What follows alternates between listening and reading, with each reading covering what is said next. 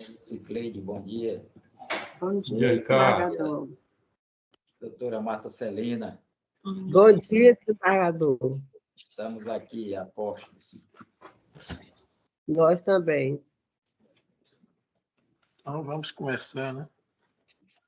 Primeiramente, os cumprimentos do desembargador Ricardo, desembargador Dourado, desembargador Gabriel, doutora Marta Celina, representante do Ministério Público, doutora Natália, nossa eficiente secretária.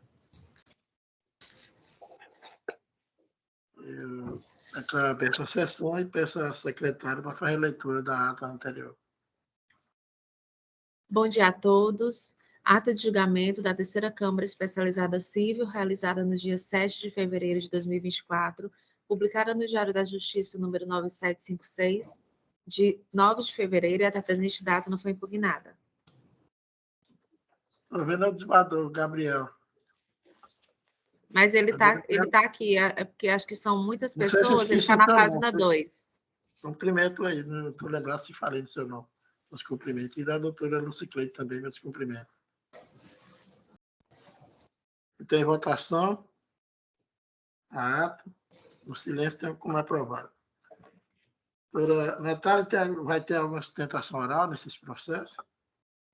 De ampliação, não, mas podemos iniciar por eles. Bom dia a todos. Bom dia. Vai, desembargador Aguilar. Bom dia. Bom dia. Primeiro, o quarto, né? Então, pode fazer o anúncio dele. Processo número 4 da pauta, 080 37 30 44 2021 818 0140, apelação civil, origem Teresina, primeira vara civil, apelante Instituto de Ensino Superior do Vale do Parnaíba, advogado Emerson Lopes, apelada Ayandra de Aguiar Mendes, advogado Renê Felipe Menezes Martins Costa, relator desembargador Agrimar Rodrigues, com voto divergente do desembargador Fernando Lopes.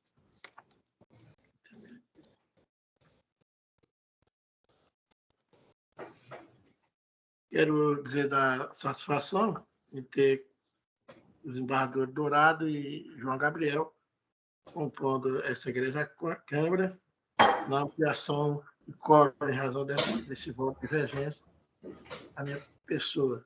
E o relator desembargador Agrimar, já deixo a palavra para ele.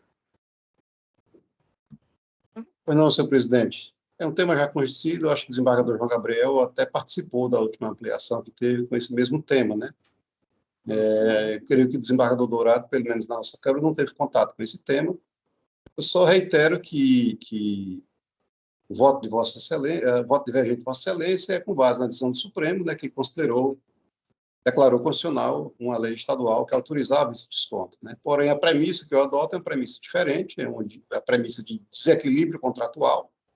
Eu entendo que não só houve uma redução de gastos, por um lado, por parte da entidade de ensino, como, por outro lado, houve uma queda da qualidade do ensino a partir da circunstância de que os alunos não tinham mais acesso aos laboratórios durante a pandemia, né? Não tinham mais acesso aos laboratórios, enfim. Né? Até mencionei que inúmeros estudos pós-pandemia demonstraram que a qualidade do ensino caiu, né? Consideravelmente em razão do não acesso às aulas presenciais. Então, basicamente isso, desequilíbrio, né? Isso está previsto na Lei de Licitações, tanto na Lei 8.676, como na lei que sucedeu, que me foge agora a memória. Embora não estejamos tratando de direito público, né? Mas, por analogia, poderia ser aplicado. É basicamente isso, né? Eu não desconheço e nem estou adotando como fundamento a lei estadual que já foi declarada inconstitucional pelo Supremo, mas sim o desequilíbrio contratual.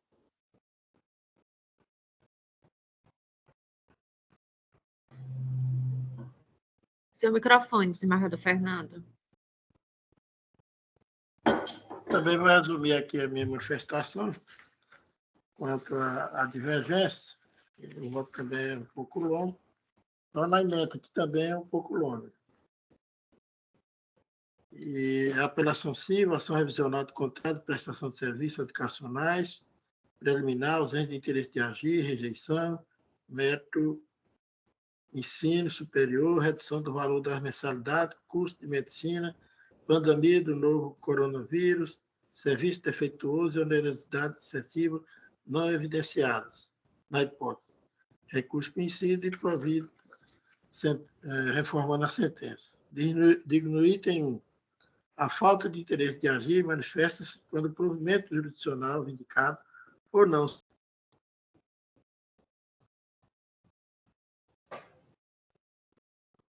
se reveste de qualquer utilidade ou é utilizado se mostra inadequada a obtenção do resultado pretendido pela parte, hipótese não verificada no caso em apreço. 2. O plenário do Supremo Tribunal Federal, recente julgado, declarou inconstitucionalidade das interpretações judiciais que determina às instituições de ensino a concessão de descontos lineares nas contraprestações dos contratos educacionais, sem considerar as peculiaridades dos efeitos da crise pandêmica em ambas as partes contratuais envolvidas na lei. 3. De igual modo, considerou inconstitucionais leis estaduais, inclusive a Lei 7.383 de 2020 do Estado do Piauí, que estabelece redução das mensalidades no âmbito da rede privada de ensino, enquanto perduraram as medidas temporárias para o enfrentamento da pandemia da Covid-19. 4. No caso em apreço, não restou demonstrado nos autos que a relação jurídica mantida entre as partes sofreu desequilíbrio com a pandemia, seja em relação à qualidade do ensino, seja por dificuldades financeiras enfrentadas pelo apelado. Movimento porque, mesmo durante a pandemia, os serviços educacionais foram prestados satisfatoriamente, por meio de plataforma online e aulas telepresenciais, dentro dos limites sanitários e balizamento imposto pelo poder público para o controle da pandemia. E sim, estou conhecendo o recurso e dando provimento, reformando, em consequência, a sentença recorrida. Então, meu voto é divergente nesse sentido, de não ser possível a cobrança da redução de 30% na mensalidade escolar, pelo motivo da Covid.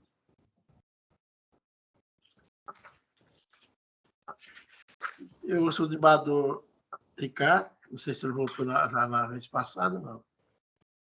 Pois não, desembargador Fernando é o relator, os colegas que estão conosco aí, complementando esse quórum, ele é o relator, eu acompanhei, porque esse é meu entendimento também, haja vista que nós estamos tratando de um período de exceção, e uma exceção que afetou o mundo inteiro, e aqui não foi diferente, e que exigiu, de todos os setores, uma redefinição, de suas atuações.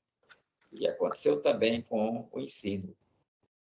Tivemos que nos adaptar a essa nova realidade, aqui no tribunal não foi diferente, e a coisa fluiu normalmente.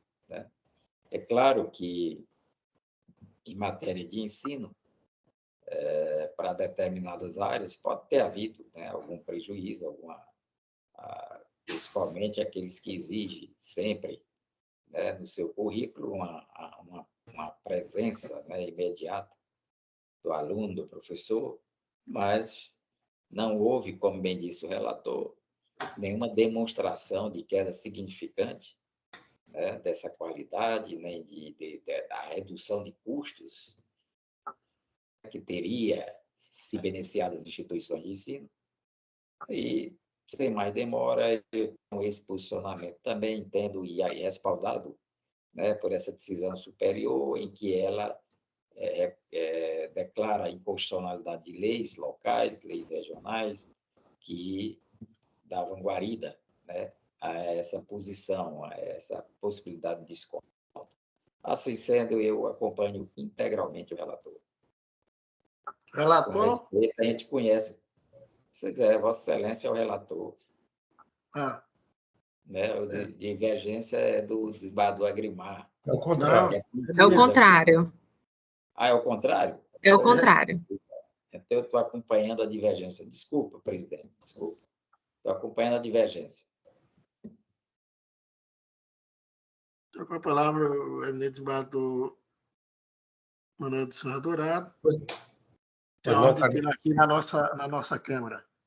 Pois não, é uma satisfação, um excelente dia, renovando os cumprimentos a todos que fazem parte aqui desta sessão. Eu também não, esse entendimento a gente se debruçou no nosso gabinete no início.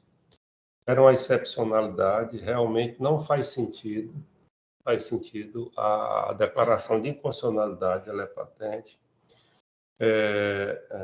Nós temos esse entendimento, vimos adotando esse entendimento, e eu até acompanho já a divergência, mas trago um comentário à lata e eu vou trazer na segunda-feira também nas nossas câmaras reunidas. Essa história da deficitária instrução em curso superior. Agora nós já eu recebi ontem todos os reitores e diretores de faculdade de medicina desse estado, e a novidade agora é a antecipação do curso de medicina. Quer dizer, o negócio estreitou mesmo de um jeito que o internato, que são os 2 últimos anos, está sendo jogado no ralo, entendeu? Tem juiz concedendo com 1 ano antes de terminar o curso, só porque alguém arranjou um emprego, passou num concurso numa prefeitura do interior, arranjou um contrato. Então, isso vem repercutindo negativamente no nosso curso de medicina. Mas isso é um comentário à lata que a gente, oportunamente, a gente vai tocar, e eu só os recebi na condição de vice-presidente, que o presidente me encaminhou, e aí a gente está trabalhando junto ao Centro de Inteligência, porque isso aí vai desaguar em demanda de massa, tá? Virando realmente uma festa, como se diz, entre aspas. Mas aí, sem mais delongas, eu acompanho a divergência. Né? Com o voto do desembargador João Gabriel. Bom dia novamente a todos. Desembargador Fernando, essa questão, como o desembargador Agrimar comentou, já foi discutida nessa Câmara, eu, inclusive, convocado, né, para ampliação de quórum, e na época eu falei, vou repetir agora, que como ficou bem evidenciado, não há uma comprovação de um aumento ou de uma redução de despesa que justifique essa alteração contratual. A questão aí passa até por cima da decisão do STF. A decisão do STF declarou inconstitucional a norma, mas o fundamento utilizado pelo desembargador Agrimar não foi esse. O fundamento do desembargador Agrimar é que houve uma alteração que justificasse um reajuste. Na verdade, sem uma comprovação disso, e no caso específico, nos outros processos que eu me debrucei para tratar da matéria, não há uma comprovação. Se, por um lado, para alguns alunos, eu não tive mais a necessidade de ter um custo de energia ou um custo de material em razão da ausência da aula presencial, eu tive, por outro lado, o custo para poder adequar o meu ensino a esse novo modelo, o modelo de virtual, com utilização de equipamentos, aquisição de programas. Então, acaba acontecendo um equilíbrio em razão das despesas, e umas despesas que aumentaram e outras despesas que diminuíram. Mas sem uma comprovação, e aí ficou bem claro isso, não há por que eu adotar essa providência de redução. Por essa razão, eu acompanho também a divergência. Assim, por maioria, né, estamos concluindo esse julgamento, no sentido de julgar improcedente os pedidos formulados na inicial, ante a ausência de amparo legal que justifique a revisão contratual.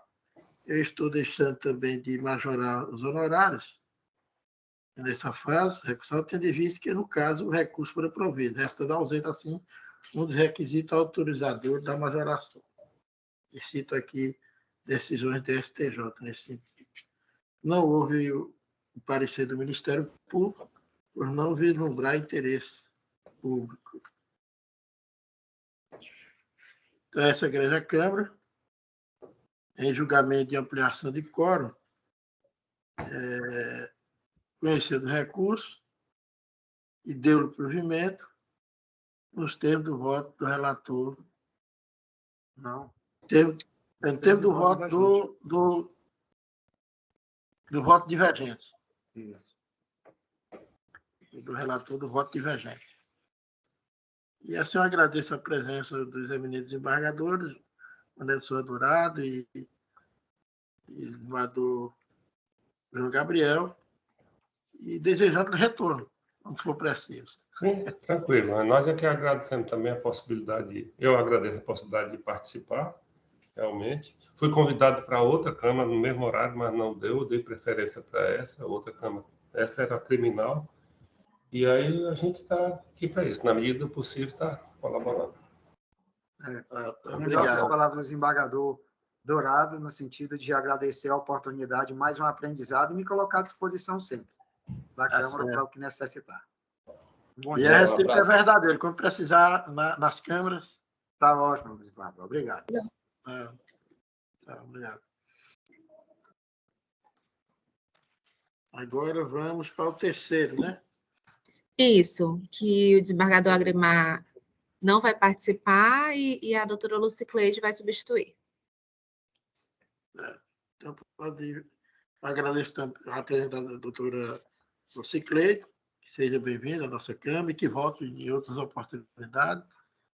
E vamos fazer um anúncio do recurso aqui, do item 3. Processo número 3 da pauta, 08.8763/2020-818-0027, apelação civil.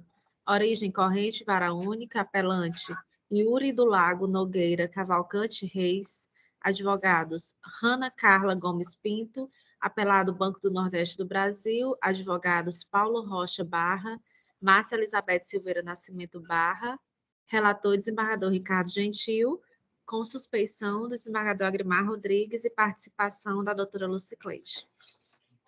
Com a palavra do desembargador Ricardo, se tiver alguma manifestação, a ver se o relatório já se encontra no sistema. Pois não, presidente. Eu acho que tem sessão oral, né? Não tem. Não teremos nesse.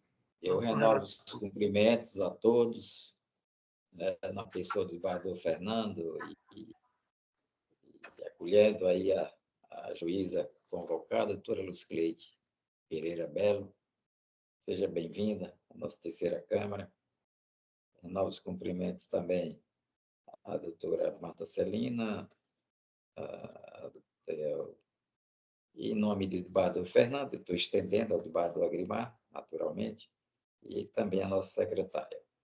Bom, é uma questão simples, né? Como disse o presidente, o relatório está disponibilizado e eu passo direto ao voto. Eu conheço do presente recurso e pelo preenchimento dos seus requisitos. Em análise dos autos, verifica-se que as alegações do apelante não devem prosperar. Não há falar que o processo apenas se instaura com a citação, entendimento já superado. Com o ajuizamento da demanda já há processo. Ora, se fosse assim, antes da citação, em casos tais, não haveria necessidade de uma sentença que extinguisse o procedimento. Não seria possível condenação em custas e honorários, interposição de recurso, etc. Quanto à possibilidade de promoção de sucessão processual antes da citação, não há qualquer óbice na jurisprudência dos tribunais pátrios. Por todos, indistintamente. Eu trago aqui um Tribunal de Justiça de São Paulo, a ementa aqui da relatoria do desembargador Arthur Marques, da 35ª Câmara de Direito Privado. Ele diz aqui na ementa civil, alienação fiduciária, busca e apreensão, falecimento do réu antes da citação, possibilidade de substituição processual pelos herdeiros. Artigos 110 e 313 do CPC, sentença reformada. Situação diversa teria ocorrido se a demanda tivesse sido ajuizada em face do decujus depois de seu falecimento, quando teríamos, aí sim, a ausência de capacidade de ser parte.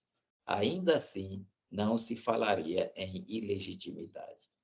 Portanto, não há equívoco no ato do juiz de piso que determinou a habilitação dos herdeiros dos autos do processo de origem.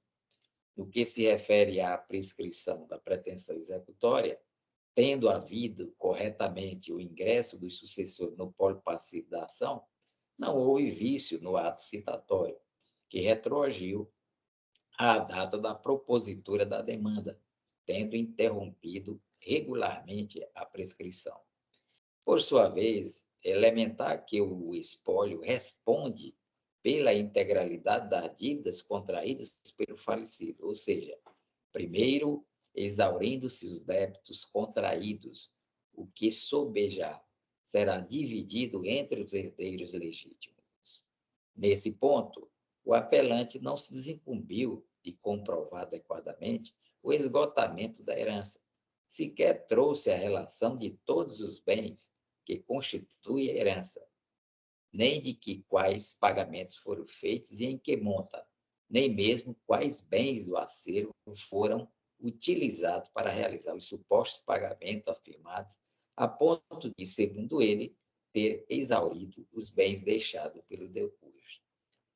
Ademais, não restou demonstrado dentre os bens arrolados quais pertencem a quem, ou seja, como a partilha foi feita. Portanto, permanece o acervo total respondendo pela dívida exequenda, pois não se explicitou quais dos bens pertencem à hora apelante, pois nada foi discriminado nos autos. Neste sentido, considero que não restaram suficientemente fundamentados os argumentos do apelante para a reforma da sentença vergastada. Por nestas razões, considerando que os fatos e fundamentos expostos pelo apelante não são suficientemente consistentes para elidir as provas e os fundamentos da sentença atacada, voto pelo conhecimento e desprovimento da apelação interposta. É o meu voto, senhor julgador. Acompanhe, Vossa Excelência. Doutora Lucicleide.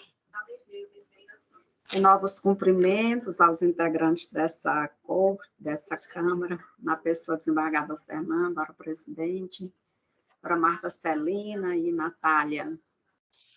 Obrigada pelas palavras aí de acolhida e de bem-vinda a essa Câmara. É o curso natural da nossa vida profissional, né, desembargador Ricardo? Uma hora está aqui, outra hora ali, uma hora convocada, outra hora ainda juíza, é assim mesmo. Quanto ao voto, eu tinha uma dúvida, e essa dúvida o senhor tirou muito bem no seu voto, que era sobre se ele tinha explicitado se o quinhão dele já tinha sido liberado e se a execução era sobre o quinhão dele ou sobre todo o acervo, né? E o senhor explicou bem no seu voto, até eu estava com esse questionamento e ficou esclarecido que ele não fez essa comprovação. E se sabe, né, que o herdeiro, ele vai suportar realmente com o patrimônio deixado pelo decujus, né? Embora ele seja herdeiro, ele vai ter direito ao seu quinhão, mas tem que ficar reservada a parte das dívidas. De forma que eu não tenho nenhum reparo, obviamente, estou aprendendo aqui com Vossa Excelência e acompanho integralmente o relator. Muito bem. Então, a Igreja Câmara, por unanimidade, conheceu do recurso e negou o provimento nos termos do voto do relator. Desembargador, eu peço licença para me retirar, desejando a todos um bom dia, que eu tenho aqui outras audiências. Muito obrigado pela sua participação. Será convocado sempre, né? Por enquanto, sempre por enquanto. E depois também, né, para compor quórum. Também. Obrigada, doutora Lucicleide. Estou sempre aqui à disposição. Bom dia a todos. Bom dia. Bom dia. Desembargador Fernando, o processo número 2 tem um pedido de sustentação oral. A advogada está presente agora. Certo. Então, vamos ao anúncio. Processo número 2 da pauta, 0027-053-87, 2016, 818-0140, apelações cíveis.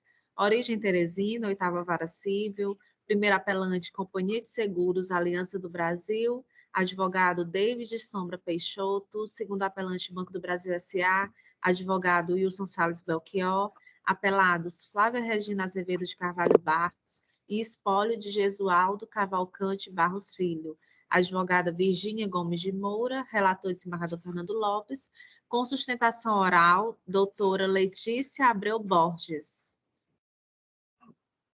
Doutora Letícia. Doutora Letícia. Bom dia a todos. Bom dia. A senhora vai sustentar pela Companhia de Seguros. Brasil segue a Companhia de Seguros. Ok. Mas no lugar da Virgínia, que a doutora Virgínia aqui é dos apelados. Pela companhia, Isso. né? Apelante, primeiro apelante. Apelante. Primeiro apelante. Uma palavra, 15 minutos. Bom dia a todos, bom dia, desembargadores. Bom, minha fala vai ser bastante sucinta, no intuito de demonstrar os principais pontos da apelação interposta pela Brasil Segue.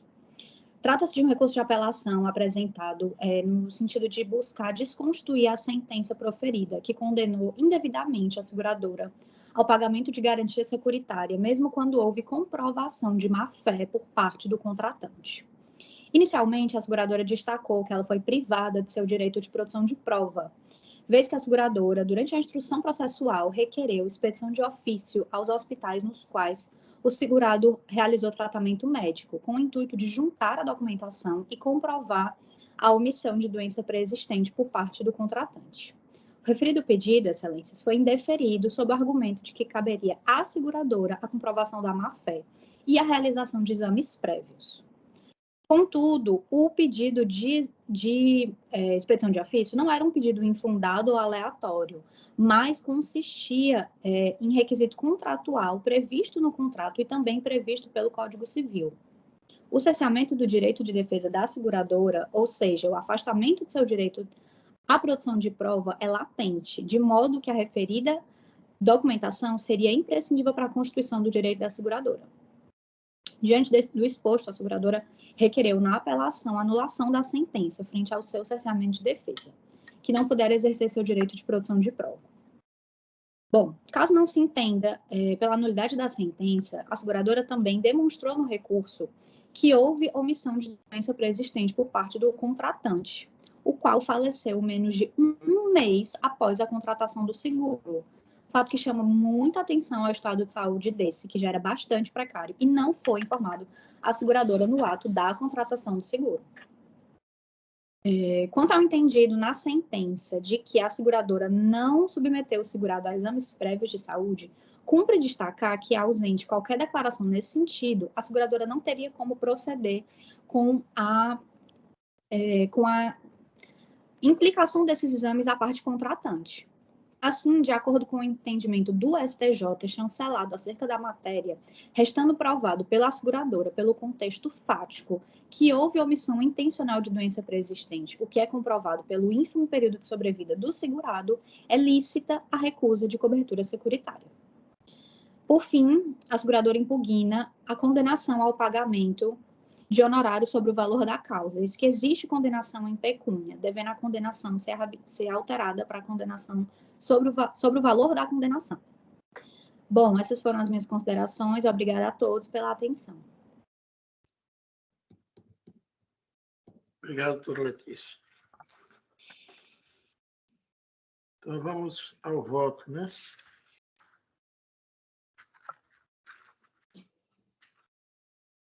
Vou fazer aqui um pequeno resumo aqui do relatório, para ficar melhor situados os eminentes desembargadores. Trata-se de apelações cíveis interpostas pela Companhia de Seguros, Aliança do Brasil e pelo Banco do Brasil, contra a sentença proferida pelo juiz da 8ª Vara Civil da Comarca Teresina, nos autos da ação de obrigação de fazer, acumulado com indenização do dano morais, que lhe move o espólio, e Gesualdo Cavalcante Barros, filho, e Flávia Regina Azevedo Carvalho Barros, a qual o juízo julgou parcialmente procedentes pedidos, constante na inicial, para condenar os requeridos a integrar o cumprimento do contrato de seguro individual referente à apólice no 179, BB Seguro Crédito Protegido, dando quitação do contrato de empréstimo bancário, bem como ao pagamento de eventual valor de indenização do seguro, de forma simples, que ultrapassar o saldo devedor da operação de crédito a ser fixado em liquidação de sentença.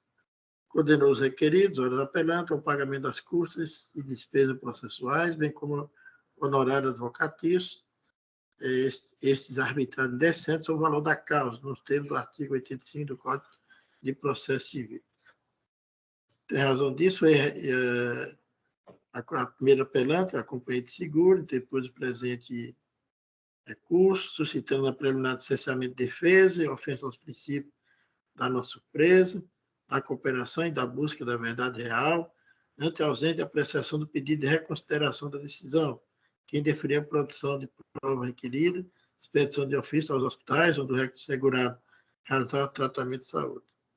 E no mérito, alega existência de má-fé por parte do segurado ao omitir informação imprescindível no ato da contratação do seguro, qual seja de que tinha conhecimento de que era portador de doença hepática crônica, aqui é o diagnóstico, tendo vindo a falecer um mês após a contratação. Sustante que descabe falar em arbitramento de honorários sucumbenciais sobre o valor da causa, se não houver valor da condenação, vez que os réus foram condenados ao pagamento de indenização securitária, portanto, a valor em pecúnia, para a delimitação do percentual dos honorários sucumbenciais. Pleitear a declaração de nulidade da sentença, em virtude de ausência de oportunização à produção de provas. Requer o Banco do Brasil apresentou recurso, alegando que agiu no exercício regular do direito e no estrito cumprimento do dever legal, a inserir o nome do recorrido nos cadastros restritivos de crédito. Requer a redução do afastamento dos honorários advocatícios e a inversão do ônus de sucumbência, julgando os pedidos contínuos iniciais e procedentes. Teve aqui as contrarrazões da parte apelada, argumentando que a preliminar de cessamento de defesa não prospera, uma vez que o prontuário médio do decurso ora acusado é documento pessoal, sigiloso, que diz respeito à intimidade deste. Afirma ainda que o certificado individual do seguro é documento preenchido, enviado pela seguradora através do correio, no qual parabeniza o segurado pela contratação, refuta a alegação de que o segurado tenha agido de má-fé, pois o contratante faleceu de forma inesperada. Quanto ao recurso apresentado pelo Banco do Brasil, continuando, a apelado sustenta que o recurso não tem relação direta com a matéria jurídica discutida nos autos, ou contradiz o deciso recorrido. Aí público pelo improvimento de ambos os recursos. Eu estou conhecendo de todos os recursos, né? E tenho a preliminar arguída nas razões recursais, nulidade de sentença por cessamento de defesa.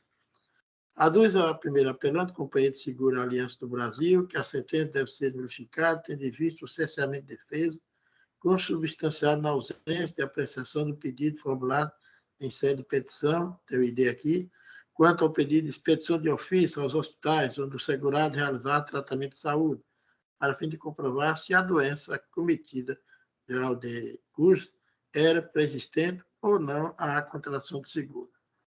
Nos termos do artigo 370 do Código de Processo Civil, cabe ao magistrado determinar as provas necessárias ao julgamento do mérito, considerando no princípio do livre convencimento. Decidir isso, a utilidade ou necessidade das provas, podendo deferir aquela que entender inúteis ao deslize da questão. É o parágrafo 1 do artigo 370, combinado com o artigo 371 do Código de Processo Civil.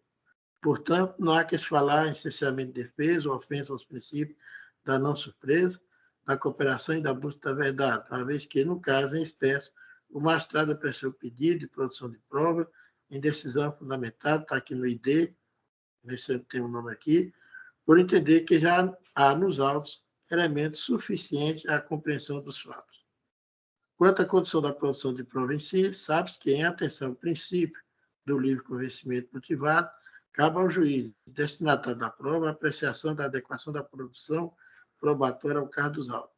Ademais, não se pode confundir o julgamento desfavorável com o cerceamento de defesa, pois, no caso concreto, o juiz apontou suas razões de decidir de forma suficiente. E trago aqui o método do julgamento do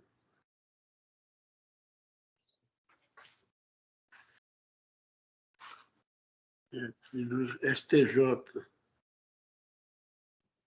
na grave interna. A jurisprudência do Superior Tribunal de Justiça, é assente no sentido que o juiz é o destinatário da prova e pode, assim, indeferir fundamentadamente aquelas refutadas.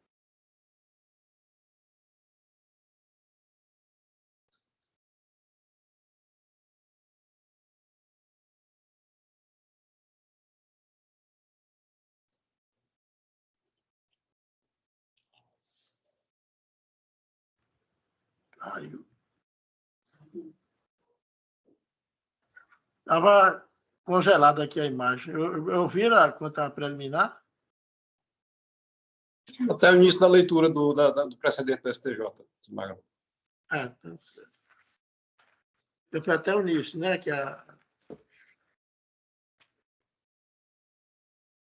Mas entenderam? Deu para entender? Eu não estava nem observando aqui a tela. A cabeça baixa. Deu para entender. Entender? A jurisprudência já conhecida. Já. Então, desembargador Ricardo, nota preliminar. Tranquilo, tranquilo. Desembargador Agrimar. Acompanho. Eu acompanho Vossa Excelência também. Rejeitado. Então, vamos ao mérito dos recursos aqui. Trato de ação em que a autora apelada, esposa do decurso, que é a Flávia, né, afirma que este pactou o contrato de empréstimo no valor de R$ 60.059,78. E, para assegurar, firmou o contrato de seguro individual com a instituição financeira apelante, com cobertura de morte natural ou acidental. Eu tenho aqui no ID. Afirma que, após a morte inesperada do esposo, procurou o Banco do Brasil no intuito de verificar os direitos creditórios, tendo os apelantes negado a indenização sob o argumento de que a doença relacionada ao óbito do contratante era pré-existente à contratação do seguro. A relação jurídica estabelecida entre as partes de consumo, inserindo-se a autora apelada no Conselho do Consumidor, previsto no artigo 2º da Lei 8.078/90, e os apelantes no Conselho de Fornecedor de Serviços, nos termos do artigo 3º, parágrafo 2º da mesma lei, número 8.078/1990. Dessa forma, sujeita-se às partes à aplicação das normas do Código do Consumidor. A primeira apelante, Companhia de Seguro Aliança do Brasil, em suas razões recursais, alega que o segurado possuía doença pré-existente ao contratar o seguro. Ocorre que a tese não merece ser acolhida, porquanto o segurador nem exigiu a realização de prévios exames clínicos no momento da contratação e ainda recebeu o prêmio sem qualquer cerimônia. Perfeito é o ônus dos apelantes exigir, no momento da contratação, exames ou atestado comprobatório no estado de saúde do segurado. Se assim não procedeu, não pode depois virem tentar se eximir de sua obrigação contratual, alegando que o segurado omitiu propositalmente sua condição de saúde, normalmente por ser o ônus de provar a má-fé do segurado. Além disso, não prospera a alegada má-fé do segurado em decorrência de possível omissão dolosa a respeito de doença pré-existente, pois o segurado assinou o contrato a fim de adquirir empréstimo e, para assegurá-lo, contratou o seguro individual, é o seguro prestamista, após número 179. Observe que o contrato foi firmado pela necessidade de adquirir o empréstimo, não havendo a intenção, portanto, de enganar o banco e a seguradora. Frise-se que a boa-fé na relação contratual é presumida. É o artigo 422 do Código Civil. Isto é, uma vez que a seguradora concretizou o negócio, dispensando a contratante de realizar exame médico prévio, passando a receber integralmente os prêmios, responde pelo risco assumido, não podendo alegar a existência de doença pré-existente, mesmo porque não logrou êxito em comprovar a má-fé daquele que, repita-se, não buscava a celebração de um contrato seguro, mas sim um pacto de empréstimo. A questão, inclusive, já foi pacificada pelo Superior Tribunal de Justiça na súmula 609, que diz: a recusa de cobertura securitária sob a alegação de doença pré-existente é ilícita, se não houve a exigência de exame médico prévio à contratação ou à demonstração de má-fé do segurado. Fecha aspas.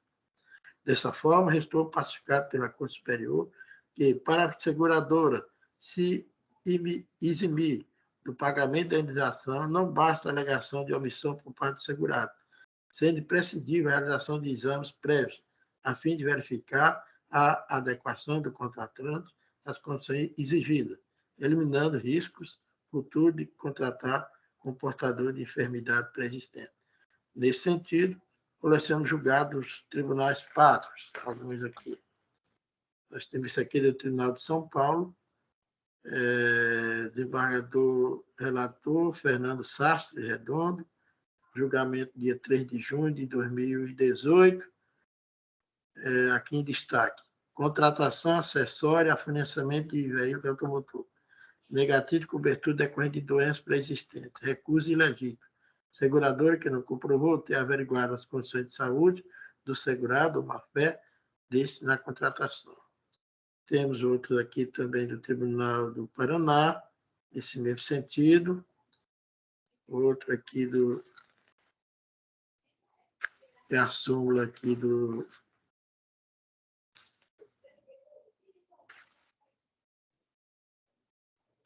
Tribunal de Justiça de Minas Gerais. E trago aqui em destaque, no item 3. Conforme preceitua e enunciado a súmula número 609, Superior Tribunal de Justiça, a recusa de cobertura securitária sob a alegação de doença pré-existente é ilícita se não houve a exigência de exame médico prévio à contratação ou à demonstração de má-fé do segurado. Item 4. Inexistindo a prova inequívoca de má-fé do segurado quanto à omissão de informação a respeito de doença pré-existente e não havendo comprovação da exigência de exame médico previamente à contratação, não há de ser mantida a sentença que concedeu ao segurado a indenização securitória postulada. E assim de outros tribunais. Logo, a manutenção da sentença, que condenou os requeridos apelantes a darem cumprimento integral ao contrato de seguro individual, Apolo número 179, entabulado com o esposo falecido da apelada, é medida que se impõe.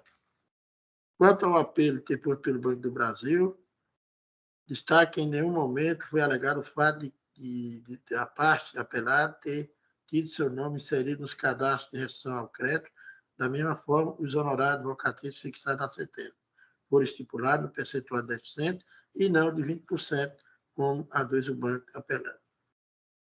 Então, dos honorários. Nos termos da orientação jurisprudencial firmada pela segunda seção do Superior Tribunal de Justiça, no julgamento do recurso especial, aqui o número, 1.746.072, Paraná, os honorários advocatícios e sucumbências na vigência do novo Código de Processo Civil devem ser fixados de acordo com os seguintes critérios.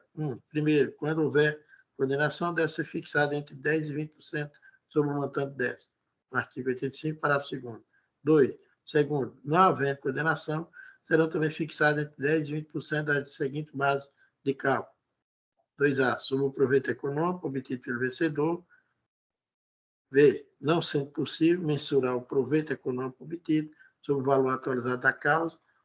3, por fim, havendo ou não condenação nas causas em que for inestimável ou irrisório o proveito econômico, ou em que o valor da causa for muito baixo, deverão só, então, ser fixados por apreciação equitativa. E sigo aqui. Note-se também que, no mesmo sentido, a legislação processual permite a fixação dos honorários advocatícios em percentual incidente sobre o valor da causa, quando não for possível mensurar o valor da condenação ou do proveito econômico obtido. Porém, esta não é a hipótese dos autos. Por se cuidar de sentença condenatória, obrigação de fazer com indenização e danos morais, possível-se mensurar o valor da condenação por meio da simples cálculo de aritmética. mesmo sendo na fase de liquidação de sentença. Nesse compasso, embora a sentença tenha fixado a verba honorária em 10% sobre o valor da causa, é necessário que o percentual incida sobre o valor da condenação, de modo que merece acolhimento em sentido de recurso do primeiro apelante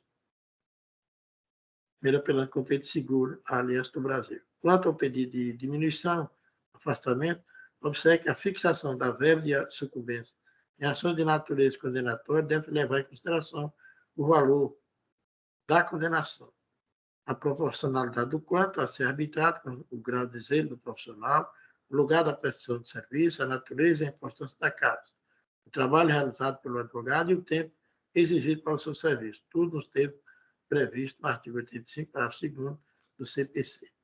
Nessa extensão, escorreita a sentença quanto ao arbitramento da verba honorária, levando em consideração as circunstâncias anunciadas. Com esse fundamento, com isso das apelações cíveis, pois preenchidos os pressupostos processuais de admissibilidade, para rejeitar preliminar de licenciamento e defesa, arguído pela primeira apelante, com peito seguro, Aliança do Brasil, e no mérito dar parcial provimento ao recurso depois pela primeira apelante, reformando parcialmente a sentença apenas para determinar que os honorários advocatícios arbitrados incidem sobre o valor da condenação, nos termos do artigo 85, parágrafo 2º do Código de Processo Civil. Quanto ao recurso deposto pelo segundo apelante, Banco do Brasil, nega provimento, mantendo a sentença em todos os seus termos. Honorários recursais, majorado para o percentual de 15% sobre o valor da condenação, nos termos do artigo 85, parágrafo 11º do Código de Processo Civil. Não há manifestação do Ministério Público ou não haver interesse público para a sua manifestação. É o meu voto, eminente desembargador. Desembargador Ricardo. O nosso presidente, também relator, essa questão, a gente observa que, vez por outra, ela vem ao judiciário, né? E com argumentos parecidos, né? E claro que cada um a seu tempo merece exame mais acurado, né, para a verificação do que é e do que está sendo alegado. Bom, diante do caso concreto e análise do mérito, conforme afirmou Vossa Excelência, não ficou caracterizada aí a má-fé na contratação do empréstimo, ao contrário, e também observa-se, né, que a seguradora não se revestiu dos cuidados necessários e prévios para exigir qualquer informação adicional do contratante antes, né, da realização desse empréstimo. Então, diante dessa descura da seguradora, e agora, alegando, né, a posteriori, talvez atraída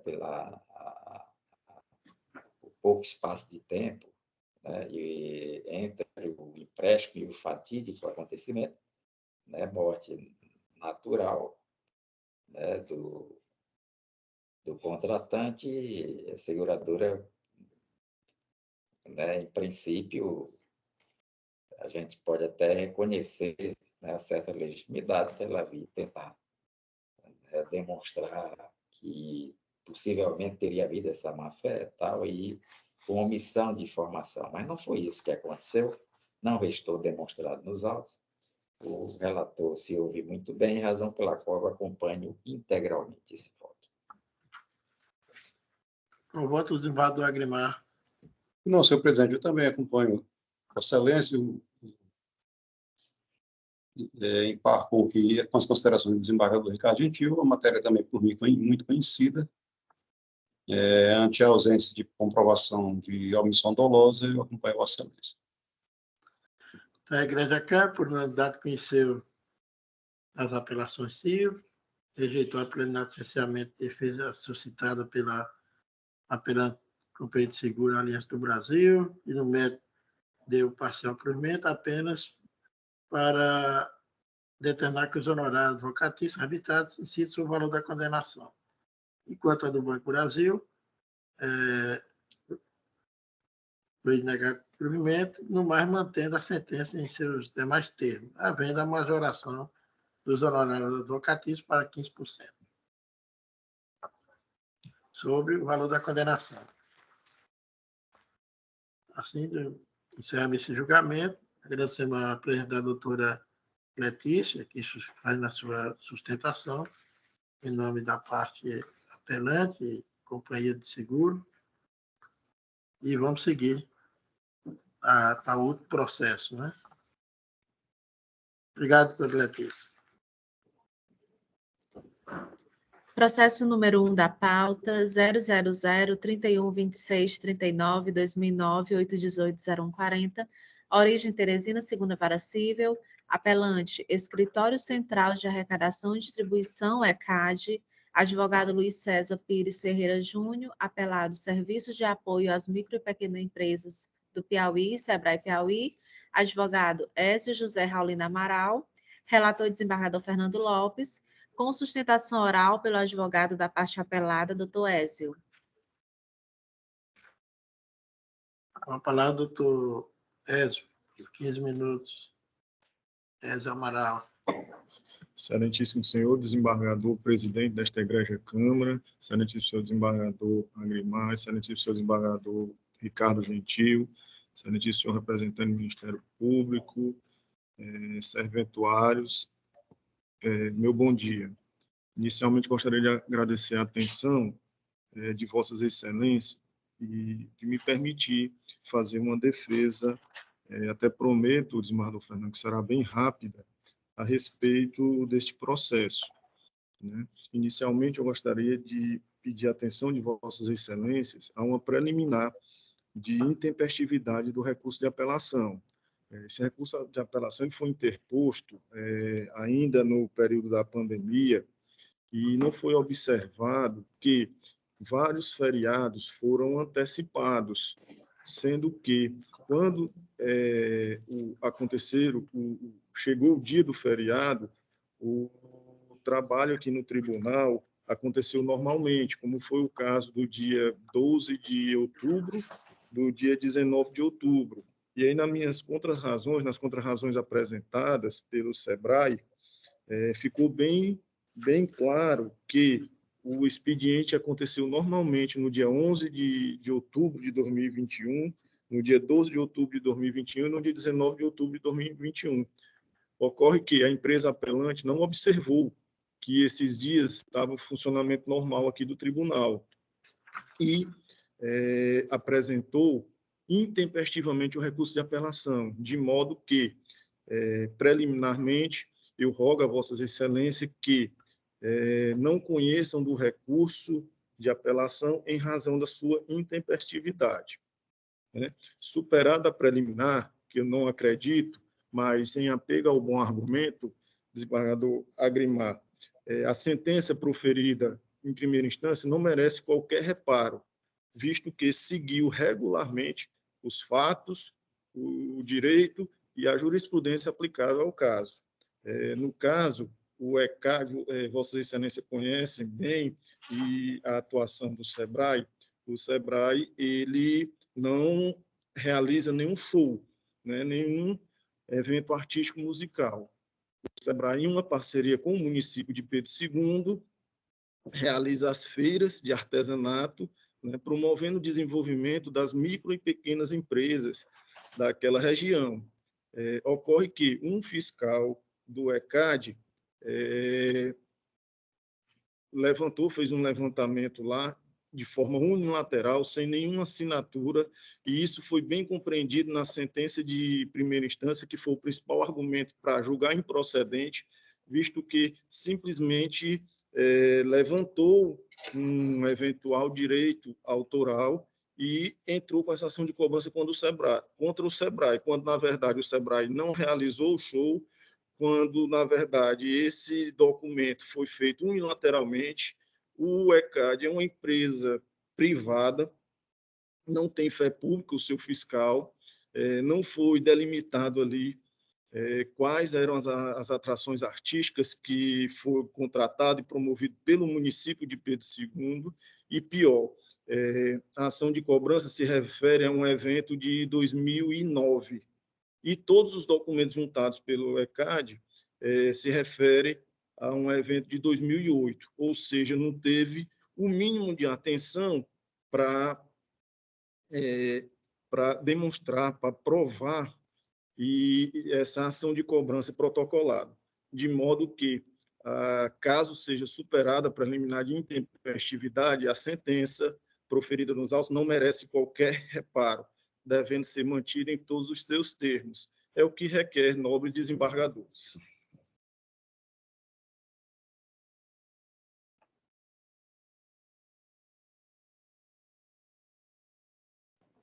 Seu microfone, desembargador Fernando. Cuido de uma apelação civil, interposta pelo Escritório Central de Arrecadação e Distribuição, ECAD, conformado com a sentença proferida nos autos da ação de cumprimento de preceito legal, com pedido de liminar e perda de danos, proposto pelo órgão apelante em desfavor do Serviço de Apoio às Micro e Pequenas Empresas do Piauí, SEBRAE, na qual o juiz da segunda vara civil da Comarca Teresina julgou improcedente o pedido, seguindo o processo com resolução do mérito, na forma do artigo 487, inciso 1 do Código de Processo Civil, condenando a parte autora, o escritório, pagamento de custos processuais e honorários advocatícios, fixado de 20% do valor da causa, atualizado na forma do artigo 82, parágrafo 2º do mesmo diploma legal. Na origem, a parte autora, para apelante, aduz que a parte querida, apelada, no desempenho de sua atividade e interesse, vem se utilizando habitualmente em diversos espaços e logradouros públicos de obras musicais, literais musicais, fonogramas, promovendo a apresentação de shows, deixando de pagar os valores devidos a título de direitos autorais, de execução pública e de obras musicais, literos musicais e fonogramas, se obter previamente a necessária autorização dos titulares do direito. Esse fato, a nossa tentação oral, doutor Ezio, de respeito a eventos lá no município e comarca de Pedro II. Fato ocorrido já faz tempo, em 2009, 2008 e 2009. Eu estou conhecendo do recurso, e é uma preliminar de intempestividade, em que pesa a preliminar de intempestividade trazida pela parte apelada, o juiz da segunda vara civil da Comarca Teresina, em despacho, constando aqui no ID 80.15.402, demonstrou e analisou devidamente a tempestividade do presente recurso. Então, assim, sem mais delongas, eu estou rejeitando a preliminar suscitada. Desembargador Ricardo. Eu acompanho Vossa Excelência. Desembargador Agrimar. Também acompanho. Tem a legitimidade passiva. Aqui outra preliminar. Preliminar de legitimidade alegada pela parte apelada, de igual modo, não deve prosperar, pois na condição de organizador do evento, o apelado torna-se responsável por todos os procedimentos do evento. Ademais, como bem informado na sentença atacada, a parte requerida não se incumbiu de afastar eventual responsabilidade pelo pagamento das taxas de direitos autorais ao autor. Assim também estou afastando esse preliminar. Desembargador Ricardo. Acompanho, senhor. Desembargador Agrimar. Essa preliminar não foi levantada na sustentação oral. E também, será que ela não se confunde com o mérito do desembargador Fernando? Pode ser. Porque a alegação fundamental é de que o contrato do show não foi feito pelo SEBRAE, né? O SEBRAE seria apenas parceiro do município. Então fica prejudicado. Não confunde com o mérito aqui.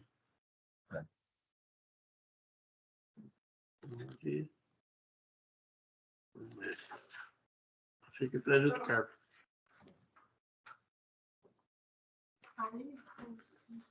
Então, vamos ao mérito. O centro da questão posta cinge-se em verificar-se a sentença de piso, se a sentença, não gosto de negócio de piso, não, se a sentença recorrida agiu com acerto ao julgar o pleito improcedente, ao fundamento que o autor não logrou isso em demonstrar, a parte autora, em demonstrar os fatos alegados. Em princípio, vale destacar que o artigo 5º, inciso 27 da Constituição Federal, assegura aos autores o direito exclusivo de utilização, publicação e reprodução de suas obras, o qual é regido pela Lei no 6.910 de 1998, que atualiza e consolida a legislação sobre direitos autorais. Assim dispõe o artigo 68, a citada lei. Sem prévia e expressa autorização do autor ou titular, não poderão ser utilizadas obras teatrais, composições musicais ou letras musicais e fonogramas, em representações e execuções públicas. Isso é, nos termos do artigo 99 da Lei 9.610 de 1998, o apelante, que abreviando é CAD, goza da função legalmente imposta de cobrança das contraprestações relativas à execução pública de obras musicais, letras musicais e fonogramas. Confira-se a proposta do teor do dispositivo legal, artigo 99.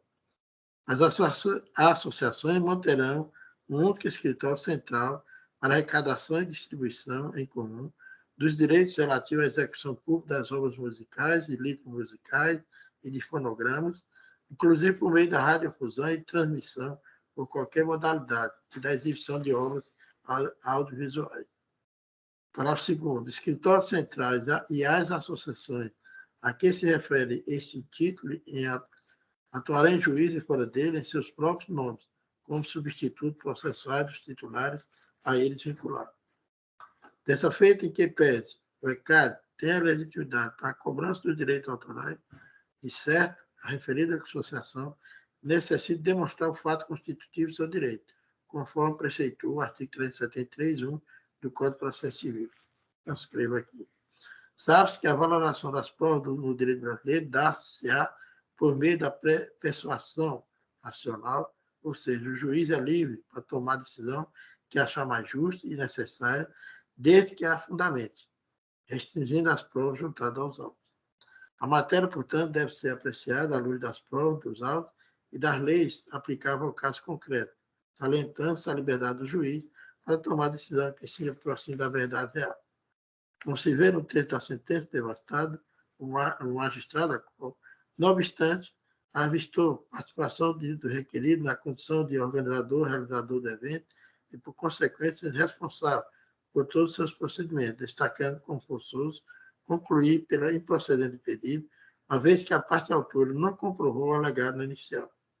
Compulsão dos autos, adianta-se que, de fato, no caso em comento, a parte autora apelante não demonstrou o fato constitutivo de seu direito, visto que juntou no esboço processual apenas matéria jornalística do evento a ser realizada em 2009, retirada de um site de notícias, cito aqui. É a coleta de dados. Peço bem para não fazer a leitura dessa parte aqui, é só a informação quanto os ID e os dados colhidos. Na hipótese, portanto, verifique que o ECAD não produziu prova de como alcançou ou pretende alcançar os valores cobrados, de quais foram os parâmetros utilizados para alcançar tais valores, visto que postula a cobrança relativa ao evento Festival de Inverno 2009, porém traz aos autos documentação relativa tão somente ao ano de 2008. Portanto, o recorrente não demonstrou a ocorrência do fato gerador da cobrança. A seguir da matéria, colhe-se jurisprudência dos tribunais práticos. Tem vários aqui, mas vou resumir aqui um pouco. Um destaque aqui, um do Tribunal de Justiça do Paraná, desembargador Luiz Mateus, em 2020, a decisão. ausência de prova acerca da autorização da obra musical, termo de verificação sem assinatura do gerente ou representante legal do hotel.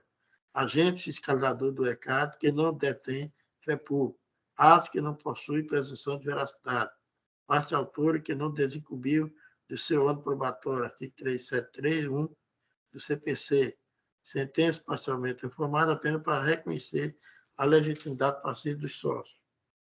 Outro aqui do Tribunal de Justiça da Bahia, onde tem muitas festas.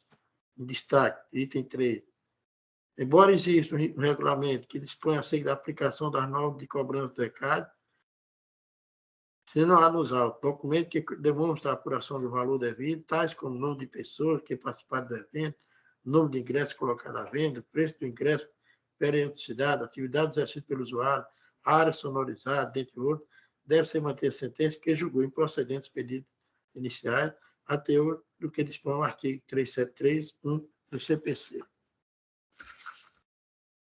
Assim, evidencia-se que não basta que o serviço de apoio às micro e pequenas empresas do Piauí tenha sido responsável pela realização dos eventos, Festival de Evento 2009, para que seja responsabilizado pelo recolhimento dos direitos autorais calculados sem critério de apuração, devendo o autor provar os fatos constitutivos do seu direito, nos termos do artigo 373.1 do Código de Processo Civil, o que não restou demonstrado. Diante do exposto, conheço da presente operação, os preenchidos os pressupostos de admissibilidade e, no mérito, negar provimento, mantendo a sentença em todos os seus termos. É o meu voto, grande desembargador. Desembargador Ricardo. Eu acompanho Vossa Excelência. Desembargador Agrimar. Também acompanho, desembargador Fernando. Da Igreja Câmara. Desembargador Fernando, se o senhor me permite uma questão de ordem, se o senhor proclamar o voto, é que a sentença, desembargador Agrimar, ela condenou em 20% de honorário sobre o valor da causa. Só que o valor da causa foi só para efeitos fiscais de R$1.000. Eu não sei se é cabível nesse momento, na hora do senhor proclamar o voto aí, ou arbitrar os honorários, ou o valor pretendido pelo ECAD. É só essa questão de ordem, excelência. Obrigado. No caso aqui, faltou a majoração, mas a majoração ninguém questionou, não houve embargo à declaração para aumentar. Não, já foi 20% do valor, só que ele só... 20% que é sobre 1.000, né? Exatamente. E aqui, no nosso caso, é só majorado, no tribunal é só majorado. E faltou bem aqui que eu vou majorar, mas já está no limite, né, do teto. O juiz já arbitrou. É porque, em vez de ser no valor da causa, o valor do benefício econômico pretendido, porque eu não estou com a petição inicial, mas a pretensão econômica do ECAD era bem maior. O ECAD citou valor em algum momento? Da pretensão? Era 69 mil aqui, aparece. Eu acho que... Eu vi no lugar aqui 69. A questão tem o princípio da devolutividade, né? Porque o recurso é só do ECAD? Só do ECAD. Pois é, o problema é que essa matéria não foi devolvida. Né? Ele poderia ter entrado com adesivo, né?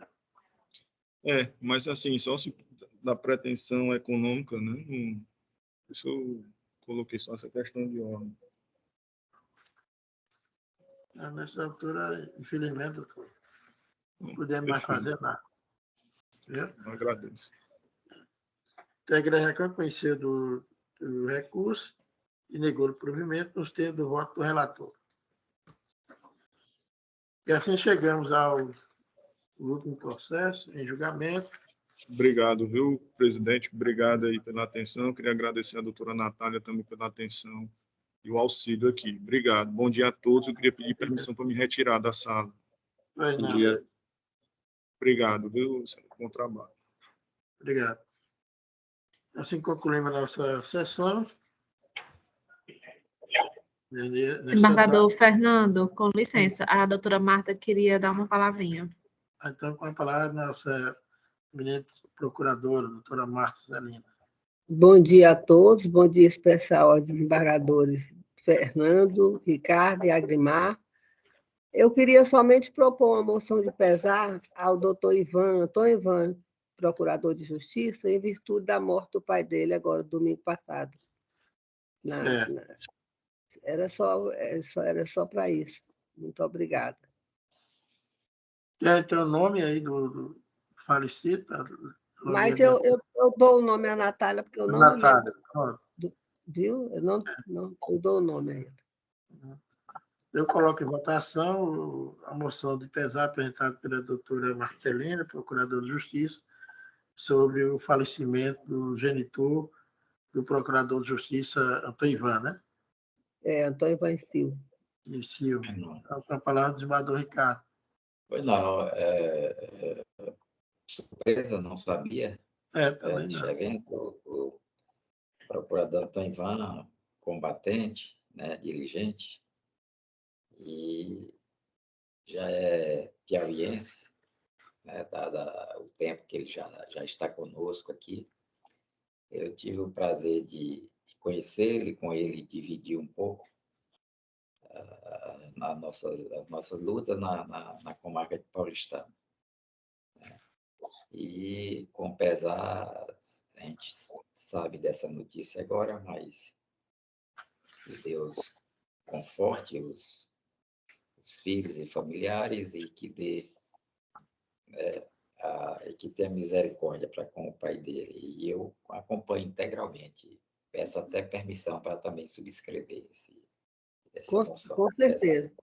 Desembargador Agrimar. Sim, pois não, senhor presidente. Eu também conheço bem o doutor Antônio Ivan, né? Esteve em Pix como promotor durante bastante tempo, e eu como advogado, convivemos muito tempo. E a perda de um genitor, para quem já sentiu essa dor, né, como eu, emerge em nós o dever de solidariedade, o sentimento de solidariedade. E, portanto, eu não só concordo, como a exemplo do desembargador Ricardo, faço questão de subscrever, se assim a doutora Marta permitir.